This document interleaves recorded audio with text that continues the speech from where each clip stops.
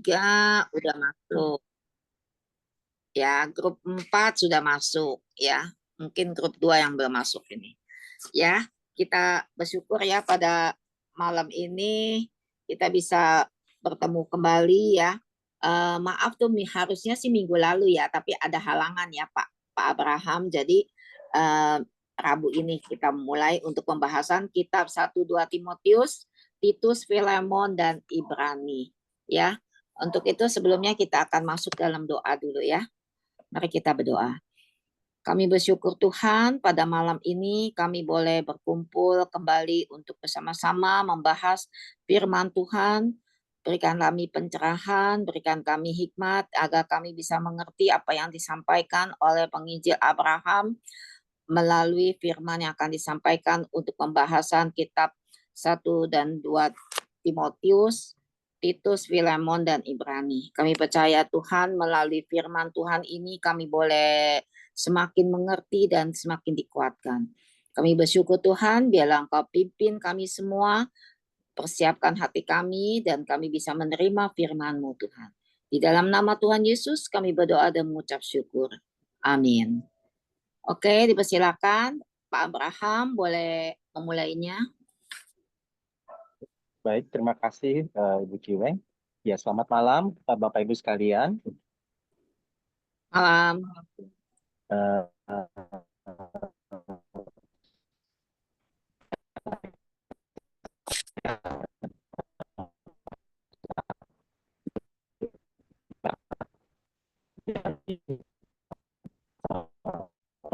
Patah-patah Pak Abraham. Fokus ya. Oke, maju dulu ya.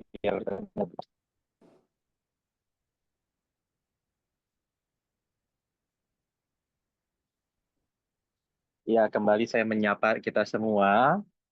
Selamat malam dan selamat datang di pembahasan kitab kita pada malam hari ini. Ada beberapa kitab yang akan kita bahas secara cepat dan kiranya nanti melalui sharing dan diskusi kita bisa semakin memperkaya. Ya, jadi hari ini kita akan membahas ringkasan 1 dan 2 Timotius, Titus, Filemon, dan Ibrani. Nah, rekan-rekan, ada hal-hal yang berkaitan dengan surat-surat ini dan salah satunya adalah tentang tantangan.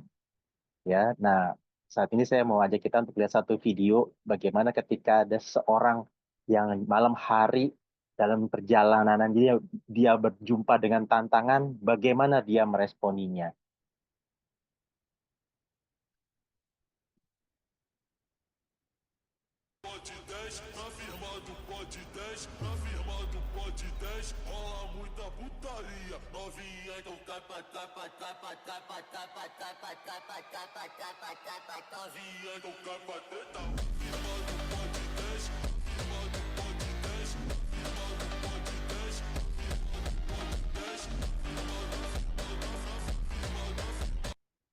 Iya, oke rekan-rekan, enak ya kalau misalnya hidup kita seperti ini. Ketika mengalami tantangan, ketika kita menghadapi sesuatu yang menakutkan, tinggal putar satu lagu, atau kemudian kita dari awalnya takut, jadi luar biasa berani, dan bahkan dari awalnya takut dengan pocong, akhirnya malah pocongnya yang takut sama kita. Nah, tapi rekan-rekan, ya ini namanya juga video ya, orang-orang makin banyak yang kreatif zaman sekarang. Tapi intinya ketika kita menghadapi tantangan, kesulitan, dan pergumulan, kita harus tetap menghadapi, tetapi memang tidak instan, tidak mudah untuk bisa menghadapinya. Nah, berkaitan dengan tantangan yang dihadapi dan berkaitan dengan beberapa surat yang kita sudah bahas dan baca bersama-sama selama beberapa minggu terakhir, maka saya meringkas eh, tantangan gereja yang dihadapi. Jadi ada beberapa hal di sini yang saya bisa bagikan. Bahwa beberapa tantangan yang dihadapi oleh gereja, misalnya, kalau dari internalnya, dari sisi dalam adalah konflik, pertikaian, perpecahan. Bagaimana gereja itu bisa akhirnya mundur, bisa akhirnya bubar karena perpecahan. Ada konflik, misalnya konflik antar jemaat. Tetapi kalau konflik antar jemaat kadang-kadang belum tentu langsung menghasilkan perpecahan. Tapi biasanya konfliknya itu di bagian yang agak lebih di atas. Misalnya apa? Konflik antara majelis dengan majelis, jemaat dengan majelis, atau hamba Tuhan dengan majelis, atau hamba Tuhan dengan hamba Tuhan. Nah, jadi ketika konflik terjadi di bagian aktivis ini, bisa akan membuat gereja itu pecah. Sehingga kehadiran gereja tidak lagi dirasakan dan bahkan tidak berdampak. Nah, kalau dari luar gereja atau maksudnya tantangan eksternalnya, tantangan dari luar itu apa? Beberapa yang ada misalnya apa? Ajaran sesat.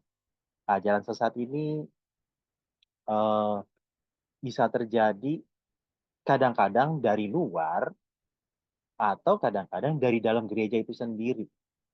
Entah aktivisnya, entah pengajarnya yang punya pemahaman yang salah, atau pengajar sesat itu yang kemudian menyusup masuk. Maaf, ini sebentar ya.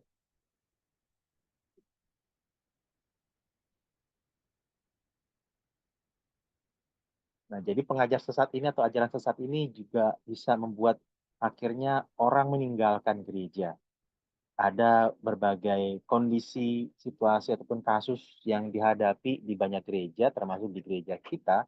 Ada orang-orang yang kemudian misalnya apa, di rumah mereka tiba-tiba didatengin oleh pengajar sesat, awalnya diajak belajar Alkitab sama-sama, akhirnya dibawalah kepada ajaran sesat orang tersebut, dan akhirnya jemaat yang didatangi ini perlahan-lahan mulai keluar dari gerejanya dan kemudian mengikuti ajaran sesat tersebut. Nah, jadi kita bisa lihat di sini, ini salah satu tantangannya. Belum lagi yang lain yaitu adalah isme-isme duniawi, maksudnya pandangan-pandangan duniawi. Bagaimana ada paham modernisasi, hedonisme, atau mungkin pragmatisme, orang-orang yang hanya mencari kenikmatan, kepuasan, sehingga ketika melihat gereja tidak menjadi sesuatu hal yang menarik, akhirnya gereja ditinggalkan. Jadi ini salah satunya. Nah, atau yang lain misalnya apa? Penganiayaan. Ada pihak-pihak yang membenci kekristenan sehingga orang-orang Kristen itu dikucilkan atau bahkan dilarang untuk beribadah atau tempat ibadahnya dirusak. Nah, jadi ini contoh yang lain sehingga bisa menjadi ancaman dan tantangan buat gereja. Nah, kalau beberapa hal yang barusan saya sebutkan itu sifatnya satu hal yang berat, satu hal yang menyulitkan. Nah, tetapi ada tantangan yang kelima, yaitu apa? Kenyamanan. Gereja bisa akhirnya tidak bertumbuh, gereja akhirnya bisa mandek dan mandul ketika terlalu nyaman. Sehingga karena terlalu nyaman, tidak ada tantangan, akhirnya membuat gereja itu merasa tenang-tenang saja. Ibaratnya akhirnya ya sudah, tidak ada lagi kemauan untuk bertumbuh, belajar, karena semua sudah baik-baik saja, gereja sudah baik-baik saja, sudah aman, tidak ada gangguan, akhirnya iman tidak bertumbuh. Nah, jadi saudara, ini berbagai tantangan yang dihadapi gereja, dan justru disinilah salah satu tema yang eh, menjadi bagian dari beberapa surat yang kita pelajari atau sudah kita baca. Nah, kalau surat 1 Timotius ini jadi ditulis oleh Rasul Paulus, penerimanya adalah anak rohaninya, yaitu Timotius. Nah, tema utama dari 1 Timotius adalah tentang pengelolaan gereja. Jadi, Allah memakai Paulus untuk membekali Timotius dalam mengelola gereja yang digembalakan oleh Timotius. Nah, ini tugas yang berat karena eh, gereja Efesus ini sudah 12 tahun berdiri, dan apalagi gereja ini adalah gereja yang paling lama didampingi oleh Rasul Paulus. Paulus melayani di Efesus, merintis dari awal itu sekitar 2,5 tahun sampai 3 tahunan. Dia hadir secara full untuk merintis dan mengembangkan gereja di sana, sehingga bisa dibayangkan gereja Efesus ini jadi gereja utama yang sangat kuat dalam hal pengajaran. Nah, Timotius diutus untuk menggembalakan. Nah, jadi surat ini bicara tentang pengelolaan gereja sehingga jemaat menjalani hidup sebagai keluarga Allah, yakni jemaat dari Allah yang hidup, tiang penopang dan dasar kebenaran. Nah, jadi rekan-rekan bisa lihat ya bagaimana gereja adalah tiang penopang dan dasar kebenaran. Gereja seharusnya hadir di tengah-tengah lingkungan, di tengah-tengah masyarakat, di tengah-tengah bangsa sebagai tiang penopang dan dasar kebenaran. gereja sebagai penyuara kebenaran.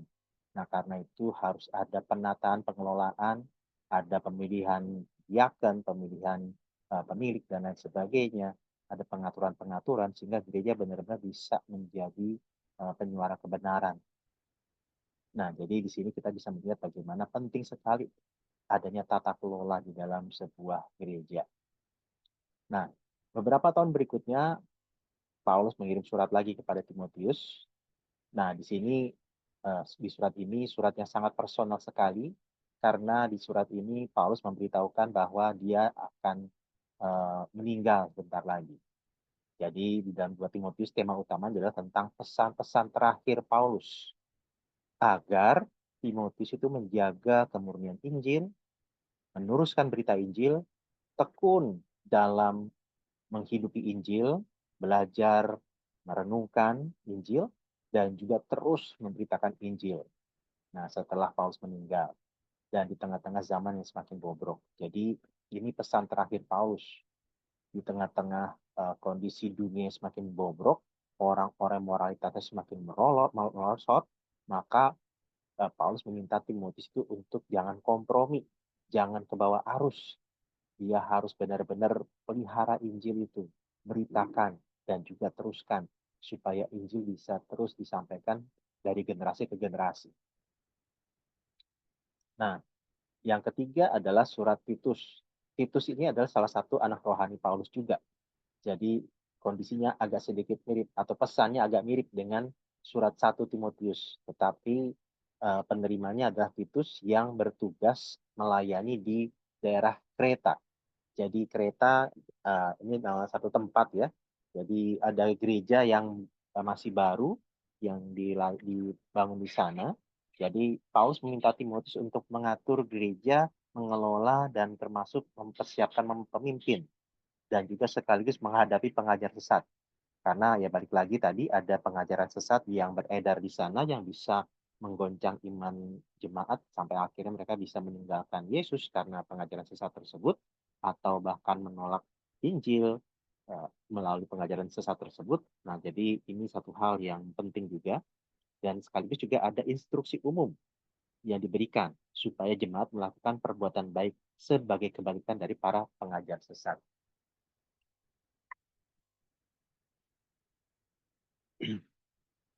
Jadi memang dalam bagian ini salah satu hal yang menjadi tolok ukur pengajaran sesat adalah dari buahnya. Seperti apakah perilaku dari orang-orang yang melakukan ajaran sesat tersebut. Nah, kadang-kadang memang ini satu tantangan juga bahwa jangan sampai perilaku moral kita justru malah lebih buruk daripada perilaku dari orang-orang yang menganut ajaran sesat. Tetapi ini Paulus mengatakan di satu sisi ketika seseorang punya pengajaran yang benar, maka perilakunya pun harusnya mengikuti dari pengajaran tersebut. Jangan sampai berkebalikan dari pengajaran yang ada. Jadi semakin orang belajar pengajaran yang benar, harapannya adalah hidupnya pun makin benar. Hidupnya pun makin selaras dengan firman Tuhan. Nah, yang berikutnya adalah surat Filemon. Surat ini juga bisa dikatakan surat yang cukup pribadi, karena penulisnya Paulus ditujukan kepada Filemon. Nah, Filemon ini adalah seorang yang tinggal di Kolose. Jadi kalau rekan-rekan nanti membahas kembali atau mau baca kembali surat Kolose, maka di bagian penutup dari surat Kolose itu ada nama-nama yang disebutkan dan nama tersebut juga ada di dalam surat Filemon. Nah, jadi misalnya ada Demas, ada Markus, dan lain sebagainya. Nah, di sini surat Filemon ditujukan kepada seorang bernama Filemon, di mana tema utamanya adalah iman dan kasih yang ditunjukkan oleh Filemon dengan cara mengampuni dan menerima kembali seorang bersalah, yaitu Onesimus. Jadi, di surat Filemon ini secara tersirat dinyatakan tentang satu tokoh yang baik, satu tokoh yang sangat bertumbuh imannya dan kasihnya, yaitu Filemon. Nah, tetapi dia dikecewakan atau dikhianati atau dibohongi atau ditipu oleh seorang bernama Onesimus. Nah, Onesimus ini, kalau nanti rekan-rekan baca kembali surat Filemon, dia adalah seorang hamba atau budak dari Filemon. Tapi dia melakukan sesuatu yang salah, dan kemudian dia kabur, dan di dalam pelariannya itu kemudian dia berjumpa dengan Paulus, dan kemudian Paulus melayani dia, sehingga akhirnya orang tersebut diubah oleh Injil yang Paulus beritakan. Dia menjadi orang yang dulunya tidak berguna bagi Filemon, bahkan merugikan Filemon. Tetapi ketika Injil dia dengar, Onesimus diubah oleh Injil, maka Onesimus dikatakan oleh Paulus, dia menjadi orang sangat berguna bagi kerajaan Allah dan khususnya bagi Filemon. Dan memang menariknya rekan-rekan, ini entah bagaimana seperti ada sebuah permainan kata, meskipun bukan permainan kata. Nama Onesimus itu artinya berguna, useful dalam bahasa Inggris, berguna. Jadi kalau kita orang Indonesia bilangnya Gunawan, dan memang di gereja kita ada ya orang yang namanya Gunawan. Nah, jadi Gunawan kan artinya orang yang berguna. Nah, jadi ini satu tema yang menarik ya, bagaimana Injil mengubah orang yang tidak berguna menjadi gunawan, menjadi orang yang berguna, orang yang berdampak. Jadi Paulus meminta untuk Filemon mengampuni dan menerima kembali Onesimus yang telah bersalah terhadap Filemon. Dan di sini justru satu pesan sederhana yang disampaikan adalah bagaimana kita belajar mengampuni orang bersalah dan bagaimana Injil mengubah orang yang tidak berguna menjadi orang yang berguna. Nah, yang terakhir adalah surat Ibrani. Surat Ibrani ini memang tidak diketahui secara jelas siapa penulisnya karena memang di awal suratnya itu tidak ada kata-kata pengantarnya, siapa yang menuliskan. Jadi tidak ada ibaratnya tidak ada alamat kepada siapa ditujukan, tidak ada keterangan siapa penulisnya, tetapi memang nah, beberapa apa namanya ahli Alkitab atau penafsir itu ada yang menduga ini jangan-jangan Timotius. Sorry, bukan Timotius, maaf. Ini jangan-jangan adalah Rasul Paulus. Karena di Ibrani pasal 13 disebutkan ada nama Timotius. Jadi seperti seolah-olah ini adalah Paulus yang tidak mengidentifikasikan dirinya di dalam suratnya. Tapi tetap kita tidak tahu pasti ya siapa penulis yang sebenarnya. Bisa Paulus, bisa juga orang lain. Nah, tapi intinya kalau nanti rekan-rekan baca kembali, surat Ibrani ini sangat banyak bicara tentang hal-hal di dalam perjanjian lama. Ada tentang Musa, ada tentang Yosua, malaikat, dan lain-lain. Jadi di sini kita bisa menyimpulkan bahwa penerima mula-mula adalah orang-orang Kristen Yahudi. Jadi penulisnya ada latar belakang Yahudinya, penerimanya juga ada latar belakang Yahudinya. Jadi dua-duanya sama-sama orang-orang punya latar belakang Yahudi, Kristen Yahudi. Nah, tema utamanya apa? Tema utamanya adalah tentang keutamaan Kristus. Bagaimana Kristus ini adalah jauh lebih utama, jauh lebih tinggi daripada malaikat, jauh lebih tinggi, lebih utama daripada Musa ataupun Yosua, dan juga kecukupan dari karya Kristus untuk menebus manusia. Sehingga jemaat harus bertekun dalam iman di tengah-tengah penderitaan dan tidak murtad. Jadi Kristus itu cukup untuk menebus kita dari dosa. Iman kepada Kristus itu cukup sehingga kita tidak perlu menambahkan perbuatan baik dan amal saleh agar kita bisa diterima oleh Bapa di sorga. Kita masuk sorga semata-mata karena karya Kristus. Kita mengimani karya Kristus itu cukup sekali untuk selama-lamanya. Nah, perbuatan baik tidak menambahkan apa-apa. Perbuatan baik itu adalah respon ucapan syukur kita sebagai orang yang telah mengalami keselamatan. Jadi kita jangan dibalik bahwa kita diselamatkan dengan Kristus plus perbuatan baik. Salah. Kita diselamatkan bukan karena percaya Kristus plus berbuat baik, plus amal saleh, plus melakukan kewajiban agama. Tidak. Nggak ada Kristus plus. Ya. Iman pada Kristus saja. Titik. Perbuatan baik, amal saleh, aktivitas agamawi itu adalah respon sebagai orang sudah beriman kepada Yesus. Nah, tapi memang salah satu hal yang disoroti dalam surat Ibrani adalah adanya penderitaan yang bisa membuat orang murtad. Jadi kembali kita masuk kepada tantangan yang ada.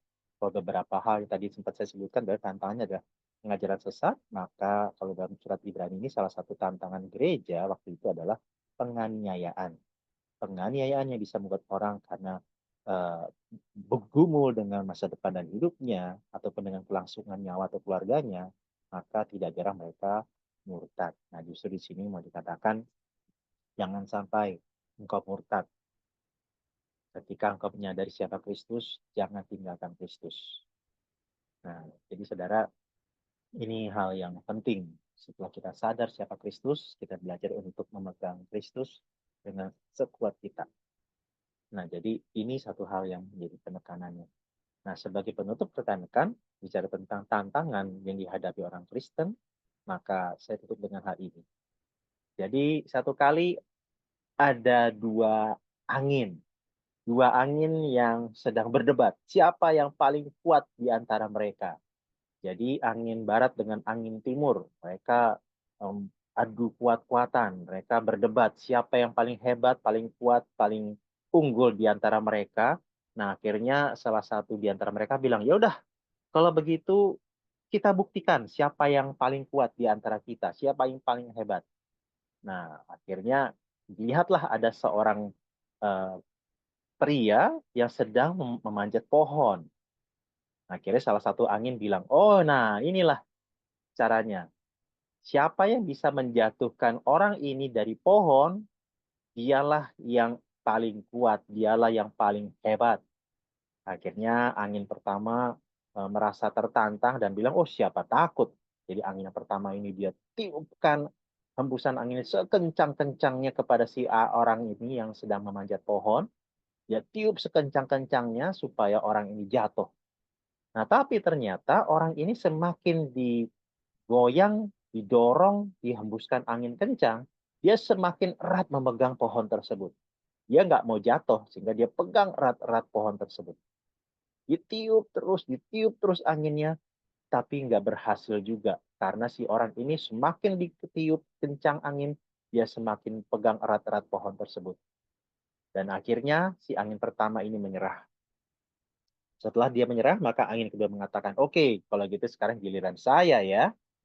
Akhirnya angin yang kedua meniupkan hembusan angin yang tidak keras sama sekali. Tapi angin yang sejuk dan sepoi-sepoi. Dia tiupkan hembusan angin yang sejuk dan sepoi-sepoi. Yang membuat orang yang awalnya memegang erat-erat pohon itu lama-lama sangat merasa nyaman. Dan akhirnya ketika hembusan itu begitu sejuk dan menyegarkan, lama-lama si orang ini ngantuk. Ketika orang ini ngantuk, dihembuskan lagi angin sejuk dan sepoi-sepoi itu.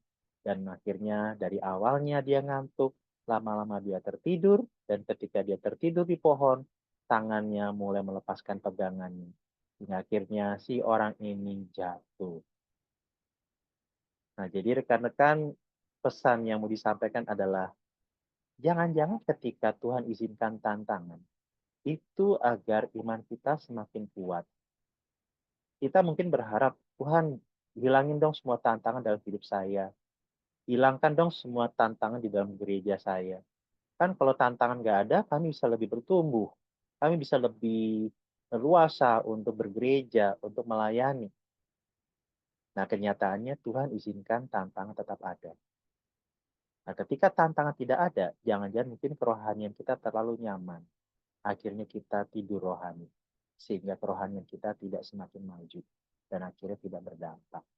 Jadi rekan-rekan, semoga bagian ini menolong kita untuk melihat lebih utuh lagi bahwa kalau Tuhan izinkan permasalahan dalam hidup kita ataupun gereja kita, itu bukan karena Tuhan kejam, itu bukan karena Tuhan tidak sayang kita, tetapi justru Tuhan izinkan, bukan Tuhan sengaja, tapi Tuhan izinkan untuk iman kita semakin bertumbuh. Demikian ringkasan dari surat-surat yang sudah kita baca dari 1-2 Timotius sampai Ibrani.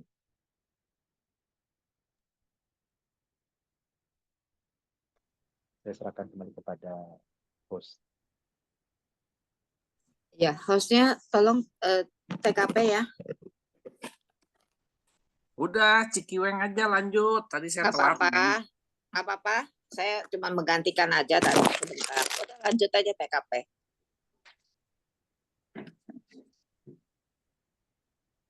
Ya, makasih Pak Abraham untuk uraian yang sudah disampaikan. Eh,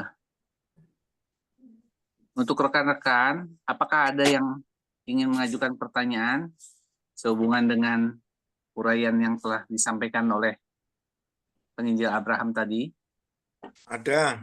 Dipersilakan. Wah, cepat sekali Pak. Selamat Kita- malam kita- Pak Abraham dan teman-teman semuanya. Terima kasih Gimana? Pak Abraham untuk Mau foto dulu? Oh iya, kita lupa Sorry, ya. maaf, Foto maaf. dulu aja ya, Maaf, teman-teman maaf, ya. ya. Kita foto dulu deh. Kita foto dulu ya rekan-rekan ya untuk dokumentasi. Pasang gigi palsunya, ayo. Oke, Ya, silakan buka kamera dibuka ya kameranya. semuanya ya. Ibu Linda, Ibu Sundari, silakan. Siapa lagi? Ibu Tusi, Syoklien. Tolong kameranya dibuka. Ibu Tusi, Oh iya, kameranya tolong buka ya, sama Syoklien. kameranya. Ibu Tusi, Pak Iya, Andreas, boleh dibuka kameranya? Kalau Pak Teguh kok kenapa miring ya kameranya ya? Oh, ini benar. jadi hilang gini ya. Pak Andreas, bisa dibuka kameranya, Pak Andreas? Sudah Bu. Oke. Ibu Tusi belum, Ibu Tusi.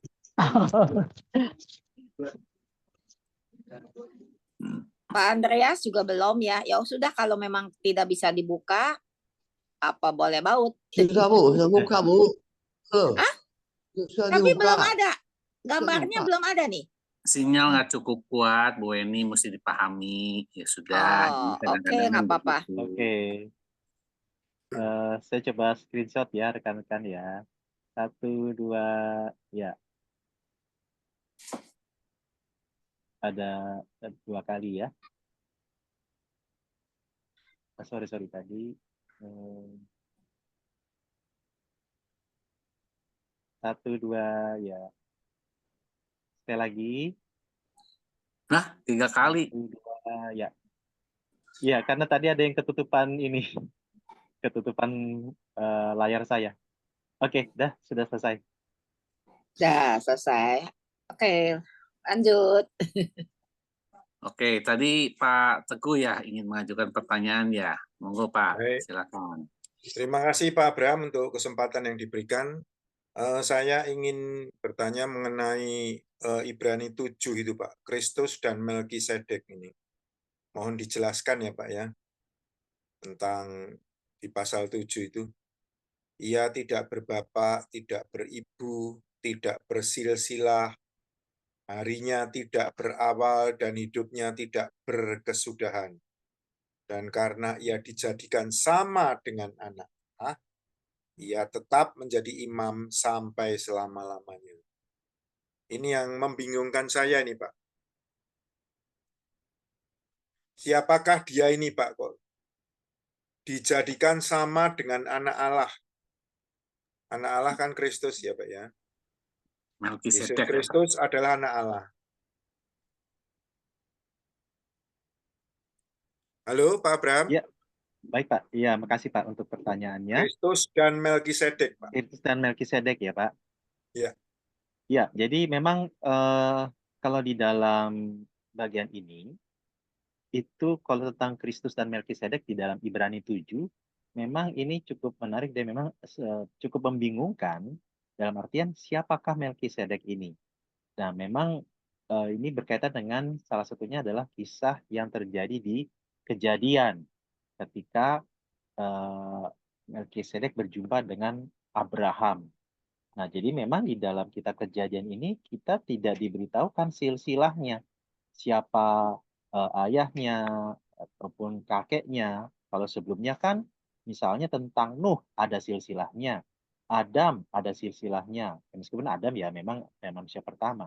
Nah, tapi kemudian Kain, Set dan seterusnya nanti keturunan-keturunan berikutnya itu silsilahnya dicatat. Nah, sedangkan Melkisedek tidak. Jadi memang secara penulisannya Ibrani 7 itu memang sesuai dalam artian Melkisedek ini dicatat tidak dicatat memiliki ibu dan bapak. Jadi ini asal usulnya memang tidak diberitahukan. Nah, jadi yang menjadi pertanyaan adalah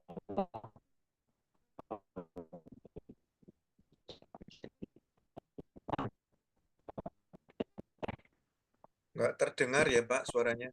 Iya, kok hilang lagi suaranya.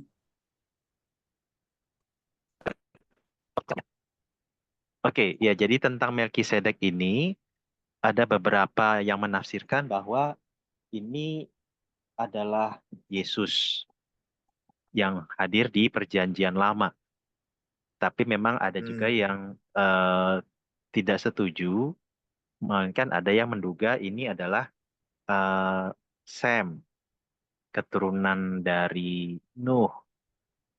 Jadi sosok yang sudah sangat tua sekali yang hadir yang dijumpai oleh Abraham di tanah perjanjian. Nah, tetapi ini memang bukan hal yang mudah karena kalau dibilang Raja Salem, Salem di sini sebenarnya kalau dalam bahasa Ibrani itu kan Shalom. Jadi Melkisedek ini adalah Raja Damai. Nah, Raja jadi Damai. jadi kalau di sini akhirnya memang membuat orang mulai menduga-duga Melkisedek disebutnya Raja Salem, Raja Damai. Tapi di sisi yang lain disebut juga Imam Allah yang Maha Tinggi. Jadi ini satu hal yang kalau di dalam aturan Perjanjian Lama, raja itu raja, tidak bisa merangkap sebagai imam. Demikian sebaliknya, imam adalah imam yang tidak bisa menjadi raja. Masing-masing punya perannya sendiri. Nah, begitu Melkisedek kok dia punya dua peran, punya dua jabatan, raja juga, imam juga. Jadi ini yang apa namanya ya, yang menjadi pertanyaan besarnya ini. Jadi siapa ini? Nah, jadi memang tidak bisa dipastikan ini siapa, tapi dalam hal ini yang mau disoroti adalah bahwa bahkan Abraham pun memberikan persepuluhannya kepada Melkisedek. Dan kemudian yang kedua, dengan hadirnya Melkisedek di sini, yang adalah imam, nah disinilah yang menjadi, kalau dikatakan sebagai bayang-bayang dari Kristus itu sendiri, di mana Kristus itu dia menyandang tiga peran, raja, nabi, imam. Raja, nabi, imam. Jadi Yesus itu adalah kita mengenal Yesus sebagai yang diurapi. Kalau orang Islam kan bilangnya Isa Al-Masih. Al-Masih artinya kan the Messiah, the Christ yang diurapi. Jadi Yesus Kristus adalah artinya Yesus yang diurapi. Nah, kalau dalam Perjanjian Lama, orang yang diurapi di dalam ritual Israel ada tiga, raja dan imam dan nabi. Nah, Yesus itu raja, nabi, imam. Nah, pertanyaannya kan tadi, dalam aturan Perjanjian Lama, mulai dari Keluaran dan seterusnya sampai Ulangan, raja sendiri, imam sendiri. Jadi tugasnya beda. Dan itulah kenapa ketika Raja Saul mau berperang melawan Filistin dan kemudian dia mempersembahkan korban, nah ini dimarahin sama Samuel. Belum lagi nanti di kitab Raja-Raja juga demikian, ada raja yang mempersembahkan korban. Nah ini salah, nggak boleh.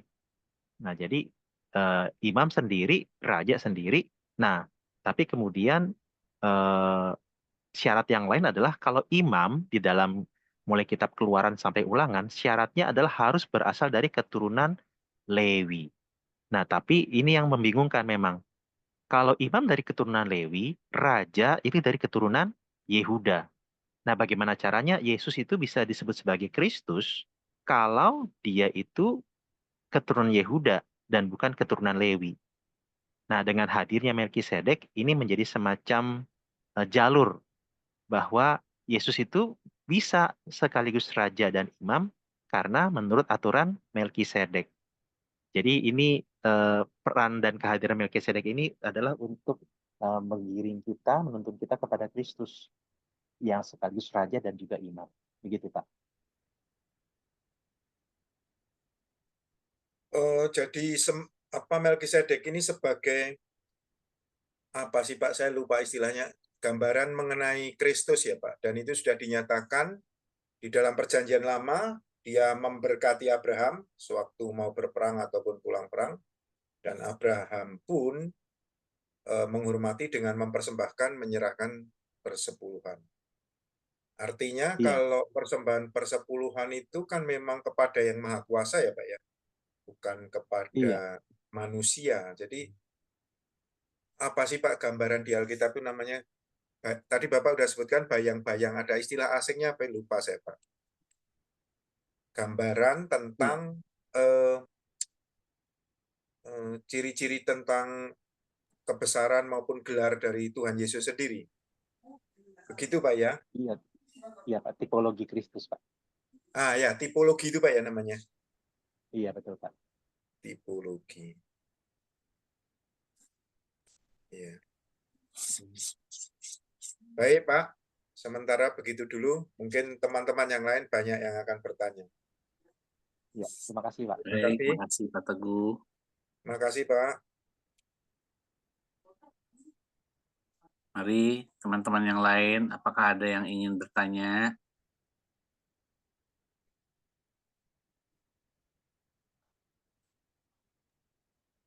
Selamat malam Pak Abraham. Selamat Pak Light ya. malam Pak Light ya. Malam teman-teman semua. Mau tanya Pak Abraham yang Ibrani 6, peringatan supaya jangan murtad. Terutama Ya, ayat silakan, yang Pak. 4 sampai 6. Ibrani 6, 4 sampai 6. Itu gimana hukumnya Pak? Karena orang yang sudah percaya namun murtad, lalu mereka ini dianggap menyalibkan lagi anak Allah.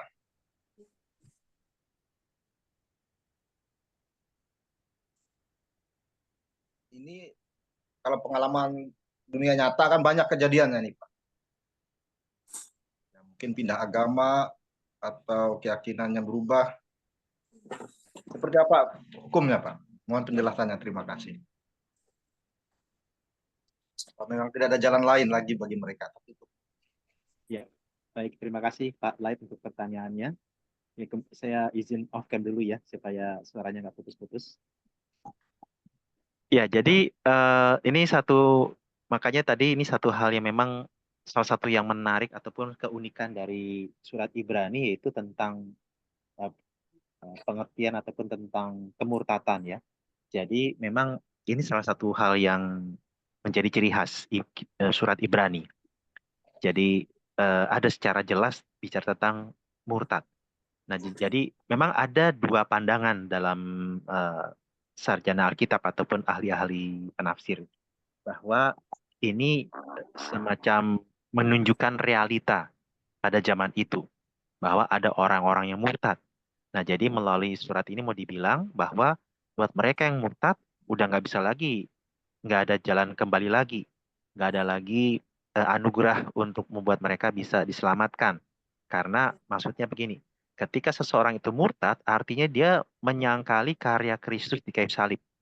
Nah, jadi artinya mau dibilang mubazir, karya penyaliban Kristus itu mubazir, nggak ada gunanya ketika mereka meninggalkan Kristus. Nah, jadi buat mereka kalau mau kembali lagi melalui ayat ini mau dibilang itu artinya kamu minta untuk Yesus disalibkan lagi untuk kedua kali. Nah, ini pandangan pertama. Pandangan pertama bahwa ada yang sudah murtad pada zaman itu. Nah, tapi ada juga pandangan yang kedua. Pandangan yang kedua mau mengatakan ini bukan bicara tentang orang-orang yang sudah murtad pada zaman itu, melainkan ini semacam warning, peringatan keras agar orang-orang Kristen pada waktu itu tidak murtad. Karena kalau mereka murtad, udah nggak ada jalan keluar lagi buat mereka. Udah nggak bisa lagi mereka diselamatkan. Karena berarti kalau mereka murtad, ya Kristus harus disalibkan lagi supaya mereka diselamatkan. Itu penjelasan logikanya. Jadi ada yang pandangan pertama, ada yang bilang nih ini vonis buat orang-orang yang sudah murtad, nggak bisa lagi balik, dalam artian nggak ada lagi sarana keselamatan yang disediakan buat mereka. Nah, tapi ada pandangan yang kedua yang berkata bahwa ini peringatan. Jadi jangan sampai kamu murtad ya. Karena kalau kamu murtad berarti nggak ada lagi keselamatan buat kamu. Nah, jadi itu ada dua pandangan ini, Pak. Jadi dalam hal ini maksudnya seperti itu. Jadi pesannya adalah sebagai orang-orang lagi Pak Bram, ya, suaranya hilang putus-putus. lagi. Oh ya, oke. Jadi pesannya adalah sebagai orang-orang yang sudah percaya kepada Kristus, jangan lagi menyia-nyiakan hidup kita, jangan meninggalkan iman kita. Nah, kalau dalam realita zaman sekarang, pada kenyataannya adalah memang banyak juga orang-orang yang murtad, yang katanya Kristen, bahkan sudah dibaptis, tapi ternyata kemudian pindah agama. Istilahnya itu login ya, login, logout, dan lain-lain. Nah, cuman apakah kita bisa lihat ini sebagai satu hal yang sama dengan di Ibrani 6 ini? Nah, memang yang kita tidak bisa menyimpulkannya adalah begini. Seseorang itu benar-benar murtad dan akhirnya binasa, kekal karena penyangkalan terhadap Yesus itu kita baru bisa tahu setidaknya pas orang tersebut meninggal. Misalnya si A, dia dulunya Kristen, tahu-tahu karena masalah bisnis, karena urusan perkawinan, akhirnya pindah agama. Nah, tapi kita tidak tahu pasti apakah dia benar-benar menolak keselamatan itu secara secara penuh, karena kita nggak tahu dia apakah pas menjelang meninggal dia balik lagi. Dan yang kedua, kita tidak tahu juga seperti apakah iman orang tersebut. Apakah benar-benar nanti sampai akhir hidupnya dia masih terus menyangkal dan menolak Yesus. Nah, ini yang kita tidak bisa ketahui. Jadi bagian kita dalam hal ini adalah tidak berupaya untuk membaca nasib dan iman seseorang ketika dia murtad, tetapi yang kita doakan adalah supaya dia bisa kembali lagi. Dan bagi kita secara pribadi adalah jangan kita murtad, karena kalau kita murtad itu artinya kita sedang merendahkan karya Kristus yang mulia di kayu salib itu. Jadi begitu Pak kira-kira penjelasannya. Iya, Pak. Karena ada juga pemahaman begini, Pak. Kalau sebenarnya dia kalau sudah betul-betul percaya, tidak akan bisa hilang sesungguhnya. Artinya dia ini belum percaya betul. Berimannya masih ya, setengah-setengah. ya. Karena waktu kami juga ada pengajaran, kalau sudah di dalam Tuhan, itu Tuhan pegang kita, nggak akan hilang. Kalau orang yang bisa pindah agama, ya dia belum stay, belum mengalami Tuhan lah. Gitu. Saya sepakat kalau ini memang sebenarnya belum terjadi dan peringatan keras saya lebih masuk logika saya. Terima kasih, Pak. Ya, sama-sama Pak Lai. Oke, makasih pertanyaannya Pak. Dari rekan yang lain, apakah ada yang ingin bertanya? Mari. Ibu-ibu belum ada nih, ibu-ibu belum ada yang tanya. Bu Cuy-Cuy biasanya ada pertanyaan. Tapi putus-putus ya, Bu. Ya, ya, baik. Ya, oke, bagus. Ya. Salamnya, kedengaran suara saya? Kedengeran. Ya, terima kasih, puji Tuhan. Rabu lalu saya ikut retreat, saya pikir, waduh, nggak bisa nanya nih. Tapi untung Pak AB-nya ada urusannya. Jadi saya mau nanya nih, jadi ada kesempatan, puji Tuhan. Saya minta dijelaskan ini 2 Timotius 4 ayat 11. Sama Filemon 1 ayat 24. Makasih.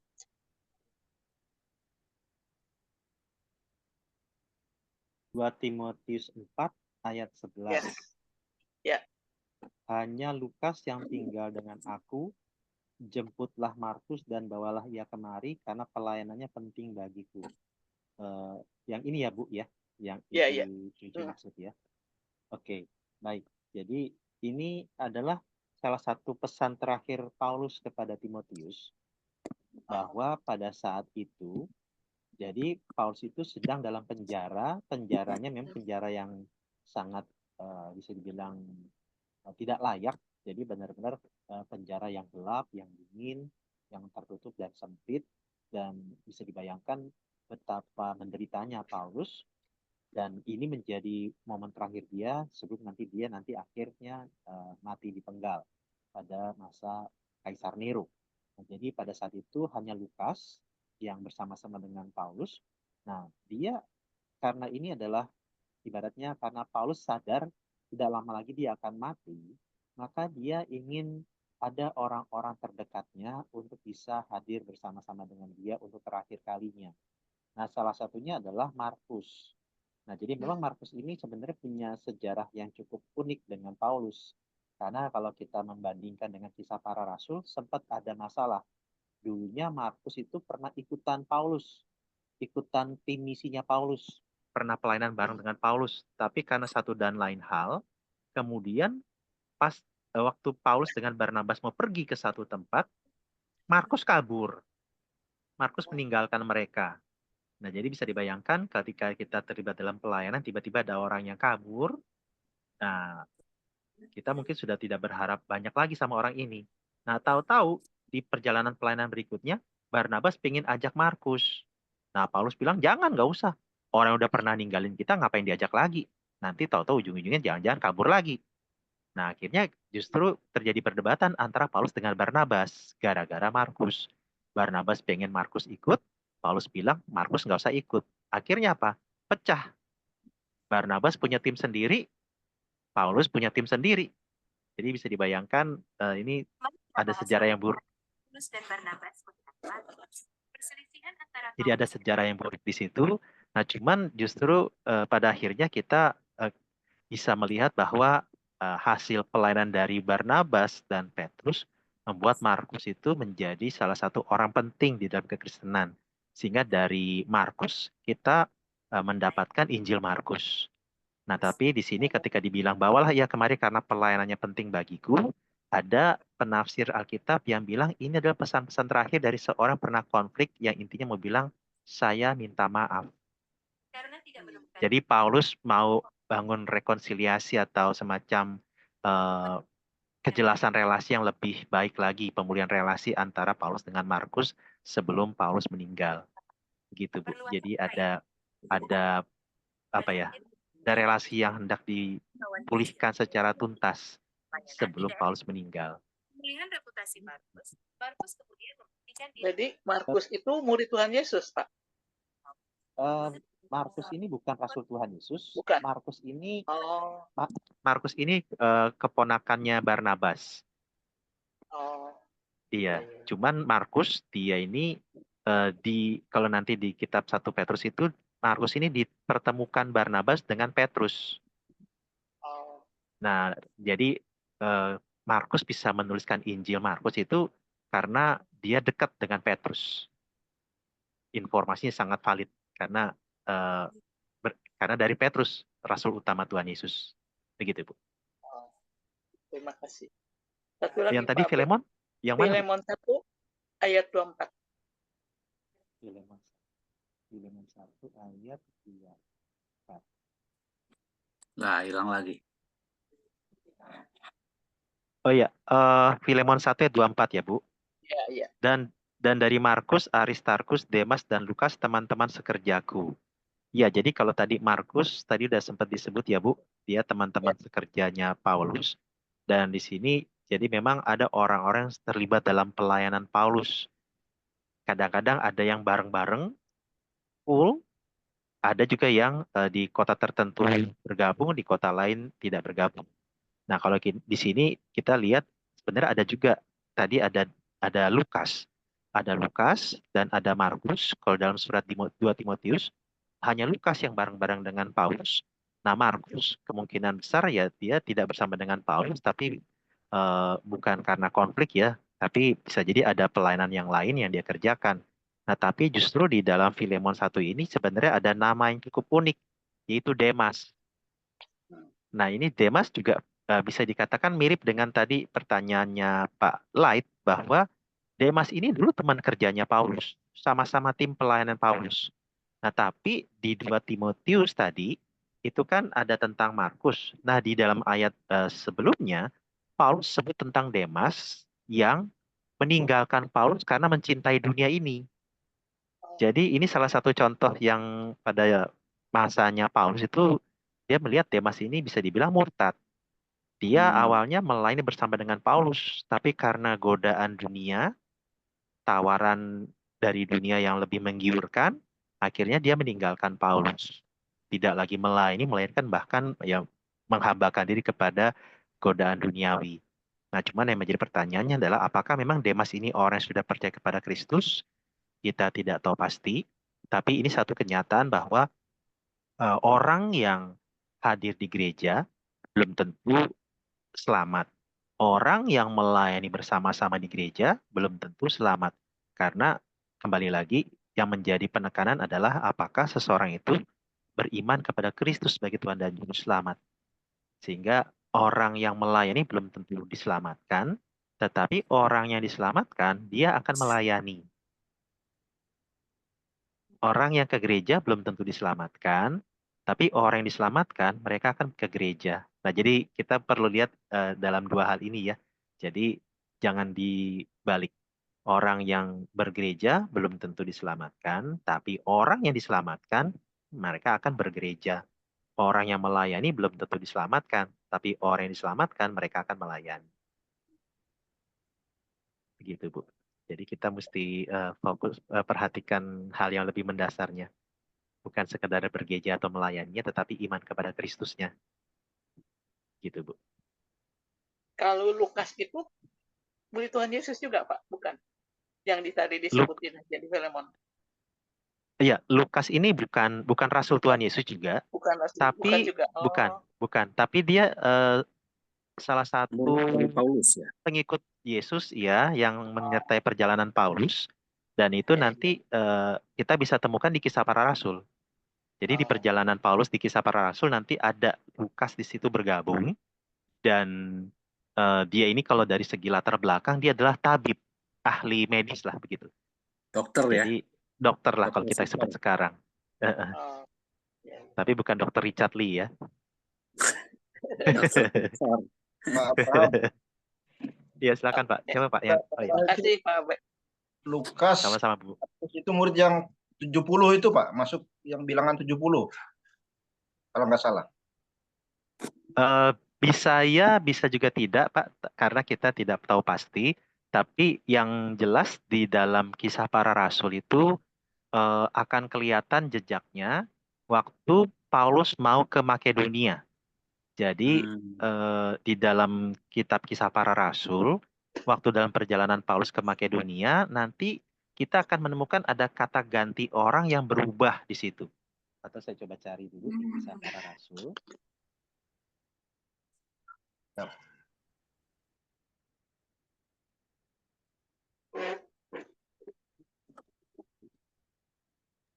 Ya, di Kisah Rasul 16.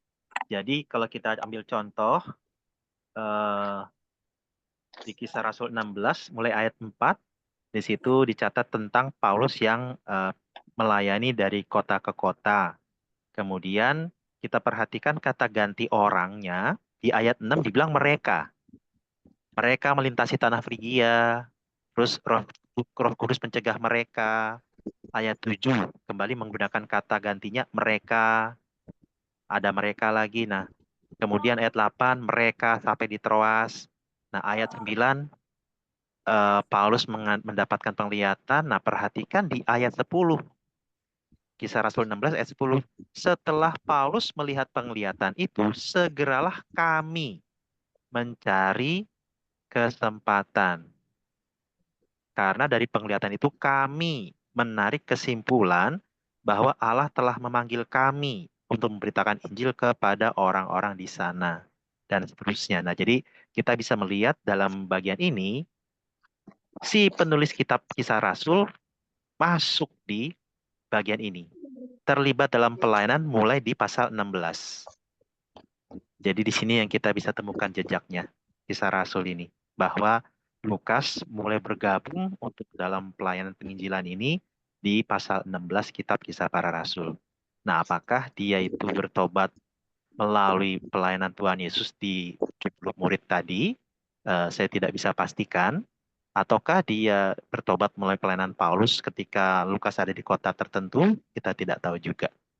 Tapi kita bisa lihat di sini, Lukas mulai bergabung ketika Paulus mau melayani ke Makedonia. Demikian, Pak.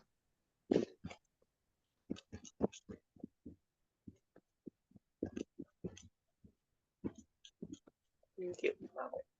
Baik, makasih Pak Abraham buat penjelasannya. Tambah jelas Bu Cucu atau Ya, tambah banyak oke. pertanyaan? Tambah jelas. Terima kasih Pak TKP, Pak AB. Hmm. Ayo, ibu-ibu yang lain. Ada satu penanya lagi. Ibu Weni, Ibu Tusi, Ibu Sundari, Ibu Linda, Bu Herlina. Dibacain satu-satu nih. Ibu Yuliana, Lukman, Ibu Riani, Syoklian, Endang. Ayo, mana? Baik, Pak, saya Lah, Bu Endang, monggo. menyambung tadi tentang murtad ya, Pak. Kalau orang yang murtad itu berarti kan sudah kehilangan keselamatan. Apakah ini yang ini merupakan satu hal yang disebut mendukakan Roh Kudus, Pak Abraham? Karena sepengetahuan kami yang mendukakan Roh Kudus itu kan orang yang sudah percaya ya. Kemudian kalau mereka kehilangan kepercayaan, dia itu sudah menghujat Roh Kudus, sehingga ini memang orang murtad itu dosanya tidak diampuni. Jadi murtad itu adalah bentuk dari menghujat Roh Kudus itu. Apakah benar seperti itu? Mohon penjelasan Pak Abraham. Ya, baik. Terima kasih Bu Endang. Ya, tadi Ibu Endang sempat menyebutkan istilah mendukakan Roh Kudus dan menghujat Roh Kudus. Nah, ini dua hal yang berbeda, mendukakan Roh Kudus dengan menghujat Roh Kudus. Kalau mendukakan Roh Kudus itu ada di dalam surat Efesus pasal 4. Dan ini ditujukan kepada orang-orang yang sudah percaya kepada Yesus. Jadi, orang-orang yang sudah percaya kepada Yesus itu masih bisa mendukakan Roh Kudus Allah. Atau kita coba lihat di dalam Efesus 4 ya, sebentar.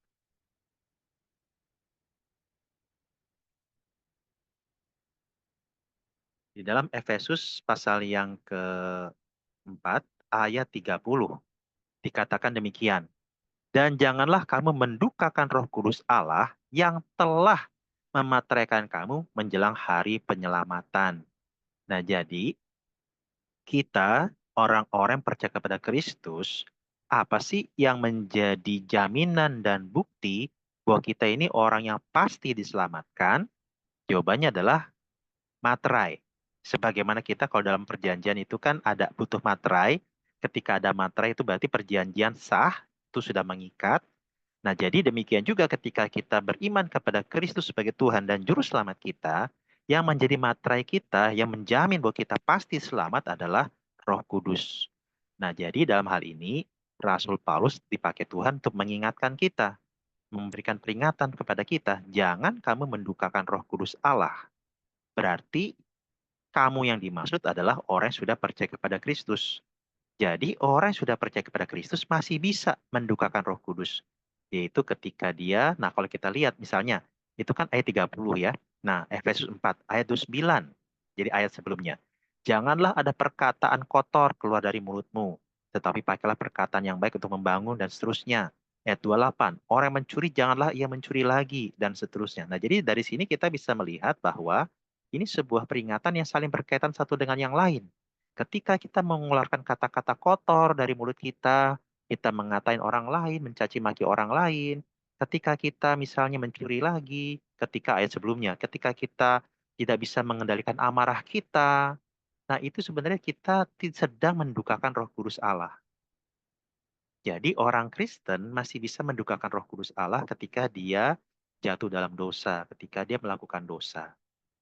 Nah, jadi itu. Nah, cuma relasi kita orang percaya ketika kita jatuh dalam dosa tetap dimateraikan oleh Roh Kudus Nah, tapi kita sedang menyakiti hati Roh Kudus. Kita sedang mengecewakan Dia. Jadi kita harus bertobat. Kita meminta ampun karena telah menyakiti hati Tuhan. Nah, kalau menghujat Roh Kudus, artinya dia menolak untuk percaya kepada Yesus. Nah, menolak percaya kepada Yesus berarti ya dia tidak mendapatkan keselamatan. Dia binasa di dalam kebebalan hatinya. Nah, pertanyaan yang berikutnya, mungkin nggak orang yang sudah percaya Yesus kemudian menyangkal Yesus? Jawabannya masih mungkin. Contohnya siapa? Rasul Petrus. Di dalam kitab Injil jelas sekali. Petrus yang bertahun-tahun ikut Tuhan Yesus, menjelang Yesus 3 ditangkap kali. dan disalibkan, menyangkal sampai 3 kali. Dan dia bilang, aku nggak kenal dia, aku nggak kenal dia. Berarti kalau 3 kali, berarti itu keputusan yang benar-benar dia secara sengaja dia lakukan. Bukan yang spontan, kaget, tiba-tiba panik. Nah, jadi kita bisa lihat ini contohnya. Nah, jadi kalau tadi yang sempat disebutkan oleh Pak Lai tentang orang yang percaya kepada Kristus itu dipegang oleh Allah, iya. Nah, tapi memang begini, Allah memegang tangan kita, Allah memegang hidup kita, itu kan dalam ibaratnya apa ya, dimensi yang nggak kelihatan. Nah, di dalam dimensi yang nggak kelihatan itu, inilah jaminannya bahwa Allah itu tetap memegang dan menjaga kita. Nah, pertanyaannya, apakah masih mungkin untuk kita kemudian jatuh dalam dosa sebagai orang yang sudah percaya? Masih bisa. Apakah kemudian misalnya apa? Kita menyangkal Yesus? Bisa jadi masih bisa. Apakah kemudian kita masih bisa murtad? Bisa jadi masih bisa. Tapi nanti Tuhan balikin lagi. Tuhan kembalikan lagi. Entah kemudian kita menyesali keputusan kita akhirnya kembali kepada Tuhan. Nah, ini jadi satu hal yang kita perlu lihat itu bukan hanya dalam satu area waktu atau yang segmen waktu tertentu, tapi kita harus lihat dalam keseluruhan hidup kita. Jadi ketika dia itu orang sudah dipegang oleh Allah, maka meskipun orang itu sedang menyimpang, maka Allah akan tarik dia kembali. Nah, itu yang menjadi jaminan kita. Ibaratnya gini. Misalnya Bapak Ibu ini lagi jalan ke mall, bersama dengan anak. Nah, kemudian eh, anak Bapak atau anak Ibu pas lagi kita jalan ke mall tuh ke misalnya pengen ke tempat mainan. Sedangkan kita lagi pengen ke tempat furniture, mau beli barang misalnya perabot rumah tangga. Nah, tapi kemudian karena kita pengen ke perabot rumah tangga, anak kita pengen ke kios mainan, dan kita nggak setuju, akhirnya apa? Anak itu kan seperti ketarik-tarik ya ketika berjalan dengan kita. Nah, tapi apakah anak itu lepas dari tangan kita? Enggak. Kita tetap pegang dia. Cuma anak itu jadinya berjalan terseok-seok. Sampai mungkin jatuh gitu. Tapi tetap tangannya masih kita pegang. Nah, mungkin gambarnya kayak begitu ya. Ketika seorang yang sudah percaya dan kemudian dia menyangkali imannya, sempat pindah agama, nah tetapi di dalam dimensi yang nggak kelihatan itu, Allah masih tetap pegang dia, dan ya satu saat pasti Allah akan tarik dia kembali dan anak ini atau orang ini akan kembali kepada Tuhan. Jadi inilah yang kita agak sulit untuk bisa, makanya tadi saya katakan kita sulit untuk bisa mengambil penilaian karena ini adalah dalam dimensi yang nggak kelihatan. Allah memegang kita itu kita nggak bisa melihat secara real, tangan Allah itu memegang kita. Tapi yang kita yakini adalah dari firman Tuhan. Orang yang percaya kepada Kristus dipegang oleh Allah. Nah, ini menjadi jaminan buat kita. Memberikan kita ketenangan bahwa Tuhan tidak akan tinggalkan kita. Demikian, Pak. Atau Bu. Makasih Pak Braham. Sama-sama, Bu Endang. Masih menyambung yang tadi, pertanyaan yang barusan ya, Pak Abraham ya.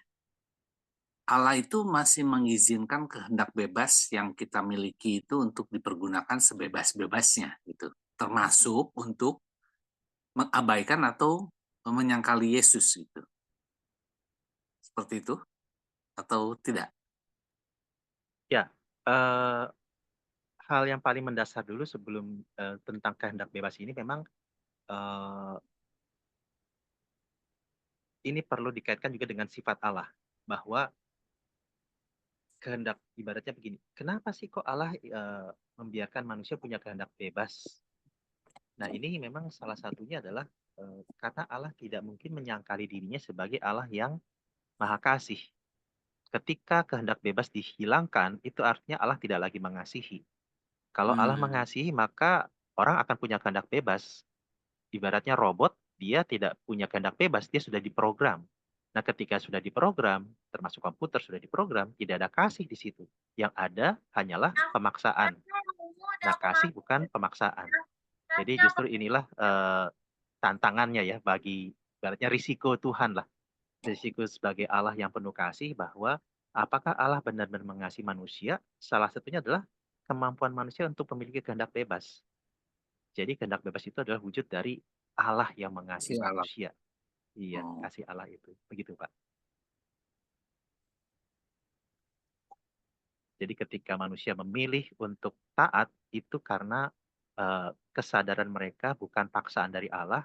Ibaratnya kalau pemilu itu bukan pilkada calon calon kepala daerahnya melawan kota kosong. Kalau itu kan berarti ya mau nggak mau kan nggak ada pilihan lain ya. Nah, Iya. ini ada kehendak bebas. Jadi Allah karena mengasihi sehingga memberikan kemampuan manusia untuk memilih. Kalau manusia taat kepada Allah itu karena manusia mengasihi Allah. Demikian, Pak. Saya mencoba memahami yang diajarkan oleh umat dari agama lain ya, Pak Abraham ya, bahwa mengerem kehendak bebas itu bisa membuat sebagian besar dari umat itu bisa dengan mudah dimobilisasi oleh pemimpin umatnya, gitu. Nah, apakah pendapat saya ini benar? Karena kalau saya lihat kan, seperti contohnya di Indonesia, itu sebagian besar umat beragama yang ada di Indonesia itu sangat takut kepada pemimpin agamanya. Sehingga apapun yang dikatakan oleh pemimpin agamanya, bahkan untuk melawan pemimpin negaranya pun mereka lakukan gitu. Apakah benar pendapat saya ini seperti ini, Pak Abraham?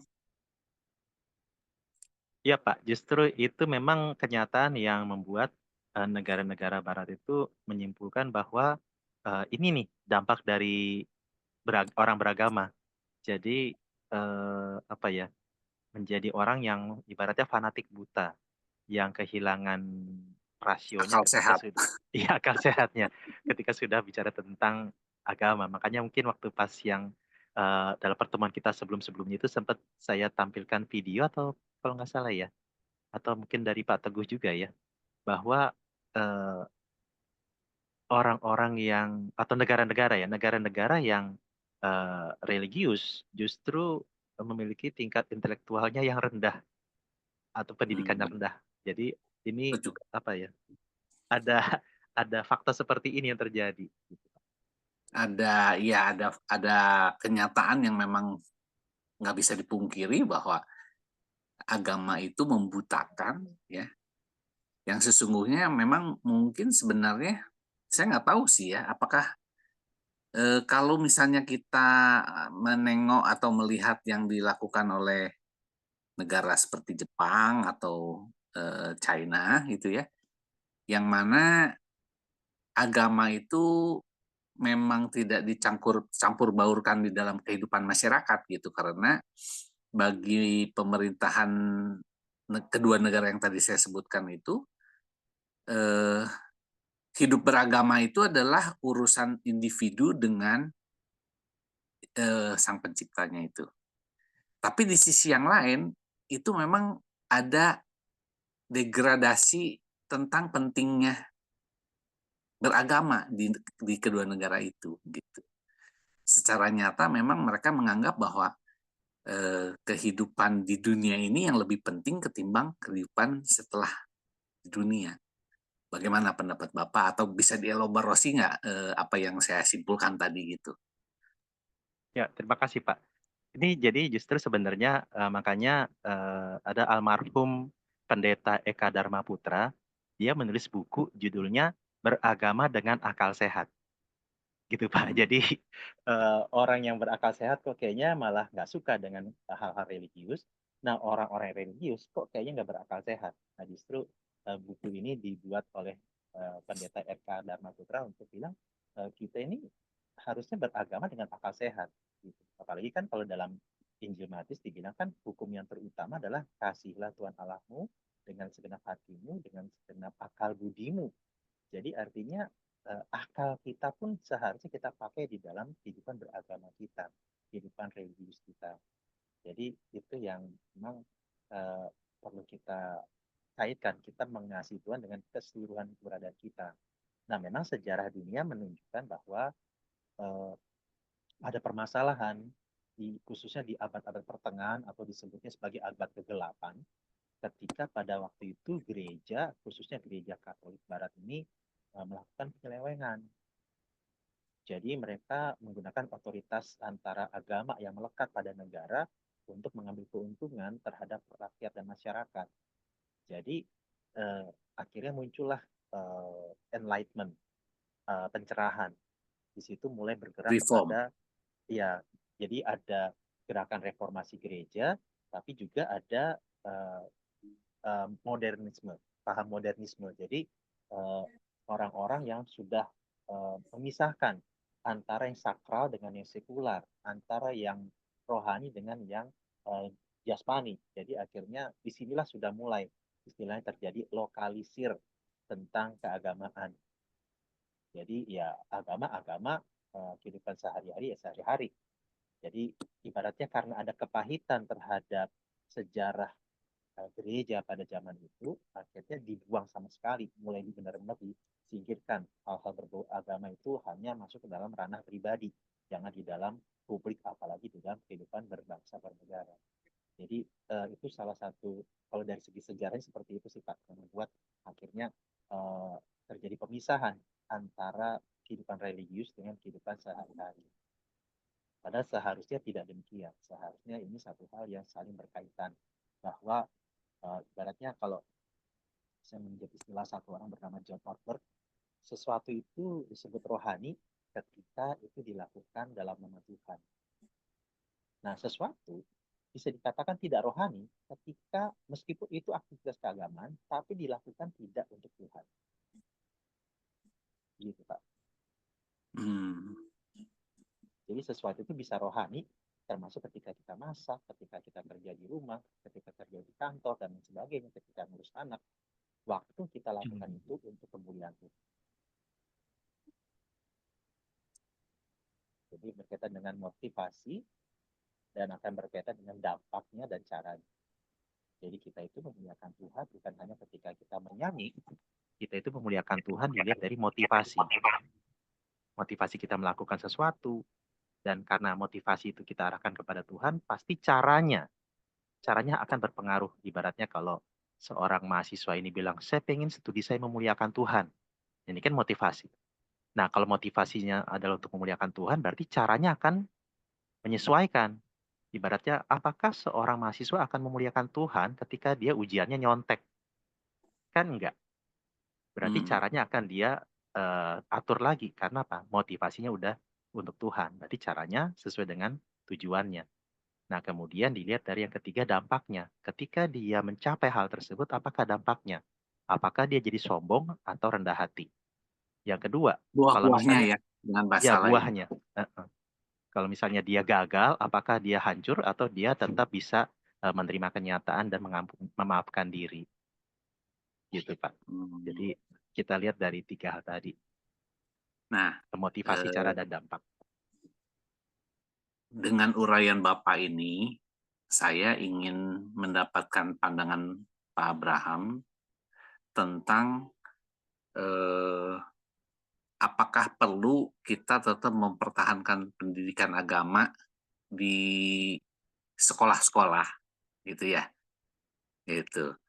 Karena ada sebenarnya kalau di Indonesia kan akan tetap ada gitu, karena sebagian besar rakyat pemimpin negara Indonesia ini meyakini bahwa agama itu satu-satunya yang menjadi pedoman hidup untuk rakyatnya supaya hidup baik lah, gitulah kurang lebih. Tapi ada juga yang berpendapat bahwa hapuskan pendidikan agama itu di sekolah-sekolah. Karena agama itu adalah hanya urusan individu dengan penciptanya. Itu adalah ranah yang sangat privat, tidak perlu diajarkan di sekolah gitu. Nah, saya ingin mendapatkan pandangan Pak Abraham ya tentang kedua pendapat ini, mana sesungguhnya yang terbaik gitu. Apakah Ya. kita tetap mempertahankan adanya pelajaran agama diajarkan di kurikulum sekolah, atau sesungguhnya memang agama itu ya udahlah tidak usah diajarkan di sekolah gitu. Gimana? Iya Pak, jadi memang ini hal yang bisa dibilang ada keterkaitan antara kehidupan beragama dan kehidupan berbangsa bernegara, bahwa ada hal-hal yang sebenarnya tetap perlu dilakukan ya, bahwa pelajaran agama itu tetap perlu, karena pelajaran agama di sini sebagai landasan iman dalam hidup berbangsa dan bernegara. Jadi harusnya itu, sehingga mungkin permasalahannya adalah ketika pelajaran agama itu hanya sebatas ritual dan tradisi, bukan satu hal yang terkait dengan iman dan keseharian. Jadi kalau misalnya ya saya juga ada kesempatan jadi dosen agama di salah satu kampus. Jadi memang di dalam perkuliahan tersebut kami coba kaitkan tentang kehadiran seorang Kristen di dalam konteks kehidupan keluarga, di dalam pemilihan teman hidup, di dalam bekerja, melihat teknologi, termasuk ketika melihat keadaan agama lain, terus juga bagaimana sikap terhadap LGBT. Jadi mungkin seringkali yang menjadi masalah di dalam pelajaran agama adalah bahwa kehidupan beragama itu tidak ada relevansinya, tidak Benar. relevan dengan kehidupan sehari-hari. Akhirnya karena tidak relevan, ya udah nggak ada hubungannya, nggak ada urusannya, disingkirin aja, gitu. Itu yang seringkali jadi masalahnya, dan mungkin itu yang membuat orang tidak tertarik dengan keagamaan karena nggak relevan, udah nggak relevan, nggak masuk akal. Jadi ya disingkirkan saja. Seringkali itu yang menjadi masalah, dan ini sebenarnya PR-nya bagi para rohaniwan. Gitu Pak. Iya, termasuk kalau orang memang mengandalkan logika itu ya untuk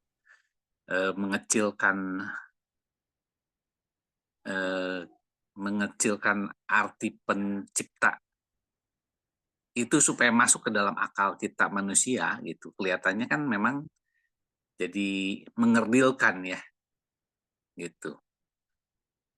Nah, ini mengajarkan sesuatu yang besar kepada generasi berikutnya itu memang sebuah PR besar ya, tantangan berat gitu. Ya, oke lah, ini kegelisahan saya aja sih. Oke.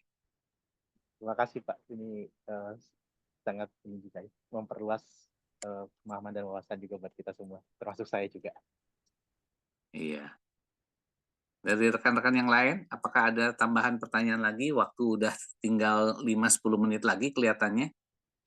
Mohon izin saya, Pak, Oh, monggo Pak. menanggapi tentang pendidikan agama. Menurut saya tidak perlulah agama itu diajarkan di sekolah. Yang lebih perlu adalah seperti generasi kita, ya, baby boomers itu. Zaman kita dulu kan bukan agama, tapi budi pekerti. Khususnya saya ngomong di Indonesia ya. Ya, kita kan udah jelas-jelas kalau dari sebelah itu isinya cuma yang diajarin ngerecokin aja. Nah, dia kan menganut sistem tidak bahagia melihat orang bahagia dan recok kalau melihat orang bahagia. Kayaknya itu Saya bicara mengenai kenyataan. Ya. Siapa ini? Pak TKP tentu sudah ngikuti lah di multimedia. Khususnya di Instagram. Dan kita sebetulnya harusnya bersyukur itu dengan seorang Arya Permati. Dia membela habis-habisan. Kalau nggak salah sama Presiden Prabowo pun kan, nah, tadinya kan dia grupnya Denny Siregar dan sebagainya. Kita ngomong politik ya, yang kadang-kadang orang alergi ya. Kadang-kadang orang memilah-milah. Padahal politik kan salah satu pengejawantan kita hidup bermasyarakat. Sampai dia pun ngomong, ayo kalian orang Kristen speak up gitu loh. Ya kita memang kadang-kadang salah ya mengejawantahkan berikanlah pipi kirimu kalau kamu dihantam pipi kananmu. Ya, maksudnya kita proaktif lah. Malu kan sebetulnya Pak. Dalam ini kita ngomong pengeterapan ya. Jadi seorang Permadi Arya, seorang Banser NU itu luar biasa itu pembelaannya. Ya, dia seorang yang berani ya.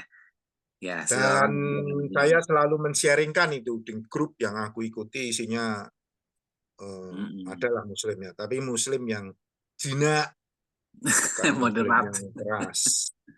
Iya. Dan secara sengaja pun aku kirimkan juga itu ke Instagramnya Jokowi, Prabowo, Gibran, Sri Mulyani, juga Menteri Luar Negeri Retno itu. Nah, itu konyol juga. Dihajar juga sama Arya Permadi itu, Pak.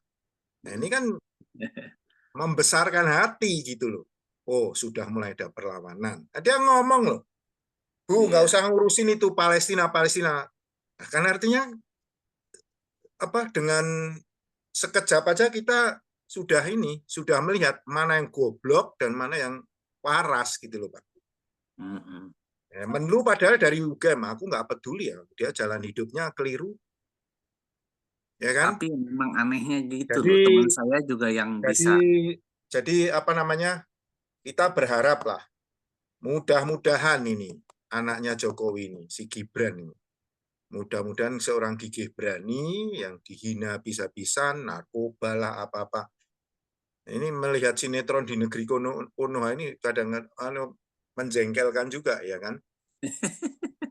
Jadi kan kita meyakini Pak kalau yang udah diangkat menjadi pemimpin negeri itu kan pasti semua kan atas perkenan Tuhan.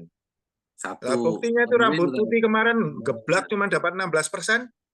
Walaupun waktu itu aku nyoblos itu karena konsekuen kan. Istri kan mendukung itu. Nah, kalau anak-anak muda, anak saya jelas memilih yang logis lah ya kan. Dan ternyata ya kita sebagai orang percaya ya kita berdoa aja dengan pemerintahan Prabowo Gibran ini. Mudah-mudahan dia on the right track gitu untuk memimpin negeri ini. Nah, karena kita benar-benar mabuk loh sebelah itu. Nah, buktinya itu masih ada itu si HRS sama yang rambut pirang itu. Nah, itu kan orang gila semua. Nah, dulu kan Prabowo memang bergabung, join. Nah, mudah-mudahan ini dengan jiwa nasionalisme sikat habis itu. Kemarin kan mereka kumpul-kumpul 411 itu, tapi kan nggak ada manusianya. Adili Jokowi itu. Jadi mestinya kita juga mendukung penuh gitu loh Pak dalam praktek keseharian. Nggak usah takut lah, suarakan aja. Jadi dan itu di grup-grup yang mungkin Bapak juga ada lah, SMP, SMA, kelihatan sekali yang masih tidak waras itu. Masa air kencing unta diminum ya benar. Jadi dan itu sudah nyata di negeri-negeri yang non-agamis, Denmark, mana lagi, negeri-negeri Skandinavia lah, lebih maju Pak, ini bukti nyata. Kemudian tadi Bapak sempat singgung Jepang. Nah, Jepang itu juga, Bapak tahu nggak itu, di negeri Jepang itu kalau pegawai yang berangkat paling awal, mobilnya parkir paling jauh. Kenapa? Nah, nanti yang belakangan itu justru yang mendekati pintu kantor. Dia sudah melaksanakan hakiki dari pengeterapan ajaran agama. Mestinya kita malu kan Pak? Kita malu, yang merasa diri kita beragama ini malu itu tentang praktek kehidupan mereka. Nah, seperti itu. Nah, dan prakteknya negara-negara yang non agama ini lebih maju. Negara-negara yang sebelah itu kan amburadul semua itu. Nah, isinya kan cuma 72 bidadari itu, Pak. Nah, ini pun kan Kementerian Agama pun juga banci kan enggak ini. Kalau saya terus terang, saya ngikuti ulama-ulama yang jelas terjamin pahamnya yang dia inklusif lah ya. Ya seperti Gus Dur, kemudian yang berpulang itu ajarannya masuk akal. Terus Taufik siapa itu yang orang Bandung, mereka menghajar ajaran-ajaran sesat mereka sendiri itu. dan Mm-mm. kita kirimkan itu. Karena memang dogma mereka itu luar biasa. Ya kan, ini kan anak ketiga toh Pak. Yang pertama kan Yahudi, yang Iya. kedua kita kekristenan, yang ketiga ini kan 11-12 kan Yahudi sama anu kan. Kalau keluar rumah kaki dulu, kiri dulu apa kanan dulu, kan hal-hal yang tidak penting gitu loh, Iya. ya kan? Hukum-hukum itu yang Bagaimana? diaturin. Nah, jadi Hmm. hanya Total. ritual aja yang ini kan seperti itu. Kita bersyukur benar, ya karena kita kan mempercayai Tuhan Yesus, ya jelas kita dong Pak, apa Iya. beriman, karena kita beriman Kristus, ya tentunya yang Kristus yang ajaran terdebes lah. Kita kan nggak ada tahu ajaran yang seperti Kristus ini. Hanya dengan kasih karunia kita beroleh keselamatan. Nah, yang lain kan harus berbuat baik, jangan membunuh hewan, ya kan? Kalau Budaisme kan jangan membunuh hewan, pokoknya ya diem aja. Nggak ada lah itu tiket ke sana gitu. Nah, kalau saya itu sih, jadi prinsipnya untuk Indonesia nggak usah diajarin agama. Ajaran agama pasti isinya cuman congkrah sama ngajarin dia congkrah sama orang lain. Nah, untuk apa? Kembali ke pengajaran budi pekerti. Nah, itu kan filsafat dari pengajaran nenek moyang. Nah, nenek moyang kita kan dulu genah, Pak. Setelah datang yang sebelah ini kan jadi amburadul, Pak. Mana ada dulu ada kerudungan-kerudungan? Nggak ada. Iya. Itu loh. Jadi kita saya tetap bersyukur dengan seorang Permati Arya atau Abu Janda ini. Dia luar biasa benar. Menteri luar negeri aja sikat kok. Nah, untung dia udah nggak jadi menlu lagi. Digoblok-goblokan itu. Di kita aja mereka masih menjajah minoritas, ngurusin Palestina ngapain? Palestina yang diurusin Hamas, berlindung di penduduk, kan konyol itu Pak. Ya kan? Iya. Tapi ini Pak, yang fresh from the oven, ya, puji Tuhan ini Trump juara nih kayaknya, ya kan? Trump menang, kemudian statementnya, nah ini yang kita membagian, kita tetap dukung dalam doa. Dia menganggap Xi Jinping menganggap Putin, Rusia dan China itu bukan musuhnya. Nah, sudah. Jadi tidak ada perang-perangan lagi lah. Ya kan? Mudah-mudahan mereka menjadi win-win solution. Tapi gantinya adalah perang dagang ya, Sami mau. Demikian tanggapan saya. Terima kasih. Terima kasih Pak Teguh. Oke. Nampaknya udah sampai jam 9 ini rekan-rekan. Pak Abraham, bagaimana? Masih ada kesempatan atau kita akhiri saja? Kayaknya kita sudahi dulu Pak, karena sudah jam 9 malam. Buat Ibu Endang, 10. Bu Endang aman Pak, Bu Endang posisi di Jawa ini. Nah itu, lagi di Jawa, tak kira di Bali. Ketahuan deh. Aman ya Bu? Aman Pak, aman. Tonggoan toh Pak Teguh? Jawa Tengah. Jawa Tengah, oke. Bu Endang di Sukoharjo. Baik rekan-rekan, terima kasih untuk kesempatannya dan untuk waktunya, untuk antusiasmenya telah mengikuti pemaparan yang disampaikan oleh dosen kita Pak Abraham. Ya, kita akan mengakhiri pertemuan Zoom ini.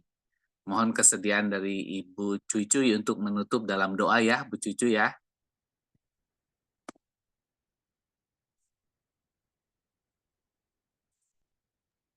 Bapa kami dalam surga, kami ucapkan terima kasih. Bila malam hari ini kami telah mendengar dan pemahaman pemaparan Alkitab dari Pak Abe. Kami bersyukur atas kesempatan ini, sehingga kami lebih mengenal lagi atau lebih mengerti akan firman Tuhan. Tolong Tuhan berikanlah kami lebih rajin lagi untuk membahas atau belajar membaca Alkitab dengan baik, dan juga Tuhan berikanlah kami lebih tekun lagi dan setia untuk mengikuti pemahaman Alkitab ini. Seperti Pak Abe yang selalu mengajar kami dengan setia supaya kami lebih mengerti lagi, namamu dipermuliakan. Sebentar lagi kami mau beristirahat, tolong Tuhan berikanlah kami istirahat yang baik untuk bisa menyambut hari yang baru untuk besok. Kami ucapkan terima kasih, kami berdoa dalam nama Tuhan Yesus Juru Selamat kami. Amin. Amin. Makasih Bu Cucuy. Saya umumkan dulu ya. Bu, ini apakah ada pengumuman? Ya, boleh saya Oh, umumkan ada. dulu. Ya, minggu depan ya kita masih ada Zoom ya untuk pembahasan Yakobus, 1-2 Petrus, 1-3 Yohanes dan Yudas. Ya. Kita pembacaan untuk kitab ini ya yang Wahyu ini itu kita selesai minggu ini selesai, sudah selesai tanggal 9 ya, dan tapi kita akan libur dulu deh 1 minggu untuk menyelesaikan pembahasan ini karena kita terlambat nih pembahasannya belum selesai. Jadi saya kasih waktu 1 minggu kita untuk pembahasan. Kalau bisa Wahyunya dimajuin aja Pak Abraham. Bisa nggak? Kalau digabung semua minggu depan. Mau ganti. Wahyu juga dibahas di minggu depan. Iya, atau dibikin atau 2 kali. Bagaimana? Nanti saya coba Bu, apa bisa di minggu depan atau di khusus Wahyu minggu depannya lagi? Soalnya kan kalau minggu depannya itu udah masuk ke ini perjanjian lama.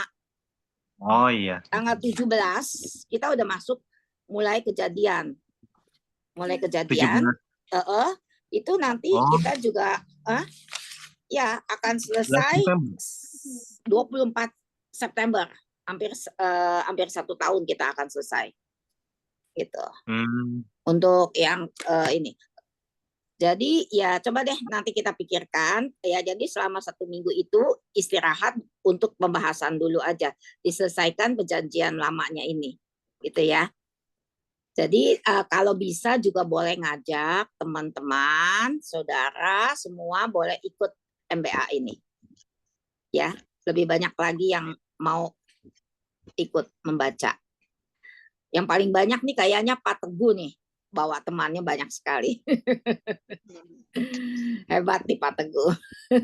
Rekrutnya cepet. Hebat. Yang teman-teman yang lain juga kalau bisa ajak ya. Anggota GKPI juga masih banyak loh. Sebetulnya masih banyak. Ya, cuman belum aja. Ya, jadi saya kasih kesempatan untuk mengajak 1 minggu itu. Ya. Oke, nggak ada pengumuman yang lain. Terima kasih kepada Pak Abraham dan juga host TKP dan semuanya teman-teman yang sudah hadir.